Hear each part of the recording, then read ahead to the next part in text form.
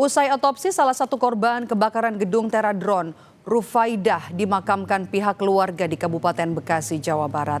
Dari informasi yang diterima keluarga, korban diduga meninggal akibat kehabisan oksigen saat berada di lantai 5 gedung yang terbakar. Rufaidah merupakan karyawan magang yang baru bekerja sekitar 3 bulan.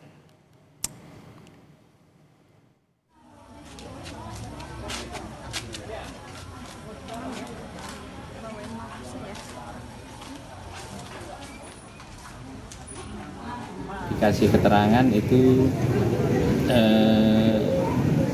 90%-nya oksigen, kurang oksigen. Tapi ada luka, Pak? Karena kurang oksigen ini kan, kemudian kondisinya juga udah panik. Jadi ada tambah suhu ruang kan tinggi, ada luka. Menteri Dalam Negeri Mendagri Tito Karnavian mendatangi dan juga memeriksa gedung Teradron yang terbakar di kawasan Kemayoran, Jakarta Pusat. Tito menyebut Kemendagri akan menugaskan bagian Inspektorat Jenderal untuk mengecek kelengkapan persetujuan bangunan gedung dan terutama terkait sertifikat layak fungsi. Tito menjelaskan dan mengakui kehadirannya atas arahan Menteri Sekretaris Negara Prasetyo Hadi.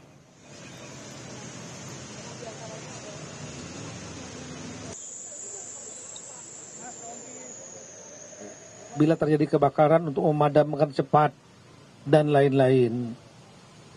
Nah, ini yang sedang didalami oleh kepolisian, Polres Jakarta Pusat, dan juga nanti saya juga akan menurunkan tim dari Kemendagri, karena kita juga memahami aturan ini. Aturan ini biasanya dibuat melalui peraturan daerah, ya.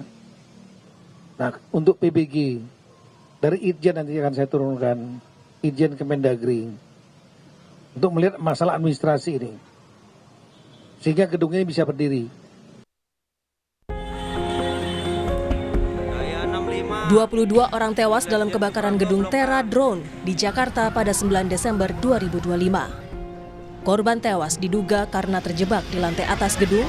Mereka tak dapat menyelamatkan diri karena satu-satunya pintu keluar tertutup asap tebal. Kakak salah satu korban meninggal menceritakan, korban sempat mengirimkan pesan kepada keluarga karena terjebak dalam kebakaran. Keluarga berharap jenazah Ervina bisa segera teridentifikasi agar dapat dimakamkan. Kita kan ada grup rumah ya keluarga. Terus saya sih belum buka video yang dia kirimin gitu, apaan sih, aku cuma nanya itu doang tuh di grup gitu. Itu kata adekku, itu Vina teh kata gitu, itu di kantornya Vina kebakaran kata gitu. Nggak sabar lagi kita nungguin dia, kita kan maksudnya kita kan juga kan walaupun ada orang tua, ada bapak, ada kakak di sana, ada keluarga, tapi kita pengen cepet-cepet sampai gitu loh, biar dia udah tenang gitu loh kitanya. Korban lain dalam kebakaran ini adalah seorang ibu hamil yang terjebak di lantai 5 gedung Teradron. Korban sulit menyelamatkan diri karena tebalnya asap yang menutup akses keluar gedung Teradron. Identifikasi ya seperti identitas diri. Identitas diri. Okay. Mohon maaf kalau untuk Mas sendiri yang jadi korban. Saya suami. Saya istri, berarti istri Mas ya. Lagi hamil Mas. Ya. Berapa bulan? 7 bulan. Udah 7 bulan. Polisi masih menyelidiki dugaan unsur kelalaian dalam peristiwa kebakaran gedung Teradron. Salah satu yang disorot adalah tak adanya jalur evakuasi, sehingga membuat banyak korban sulit menyelamatkan diri karena terjebak di lantai atas. Tim Liputan, Kompas TV. Perkembangan proses identifikasi 22 korban meninggal dalam insiden kebakaran gedung Teradron kita tanyakan kepada jurnalis Kompas TV ada Eril Wiranata dan juga juru kamera Bondan Wicaksono. Eril, apakah seluruh korban kebakaran sudah bisa diidentifikasi sampai dengan sore ini?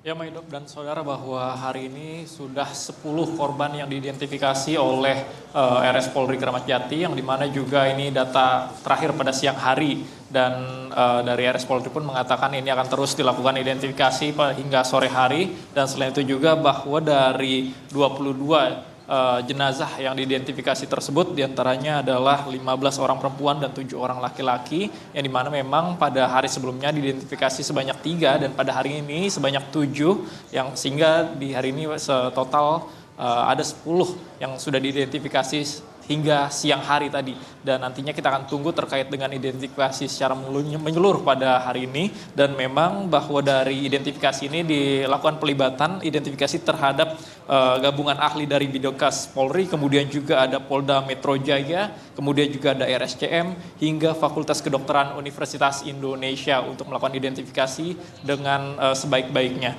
Dan selain itu juga bahwa dari korban yang sudah diidentifikasi, jenazahnya sudah diserahkan kepada keluarga, yang dimana dari RS Polri menyerahkan terlebih dahulu kepada penyelidik, kemudian dari penyelidik menyerahkan kepada keluarga. Dan selain itu juga bahwa memang dugaan awal dari penyebab kematian korban yang sebanyak 22 tersebut, yang dimana informasi yang awal dugaan tersebut karena menghirup gas karbon dioksida atau CO2 yang terjadi pada saat kebakaran pada hari lalu. Dan selain itu juga bahwa memang proses ini melibatkan mulai dari antemortem lalu juga postmortem dengan melakukan kecocokan pada sidik jari, gigi, hingga catatan medis. Dan selain itu juga bahwa memang informasi yang kami terima bahwa hingga saat ini juga sudah disiapkan tim trauma healing untuk memberikan kepada keluarga korban dan korban yang selamat. Dan memang penyebab kebakaran hingga saat ini masih dilakukan pendalaman oleh Puslapfor. Maidop. Oke. Ini menarik ya Ariel, di kala masih jalannya penyelidikan kemudian juga proses identifikasi, Menteri Dalam Negeri turun langsung untuk mengecek soal sertifikat kelayakan dari gedung Teradron yang terbakar di kawasan Kemayoran kemarin. Apa kemudian aktivitas yang dimiliki atau yang biasa ditangani oleh Teradron ini?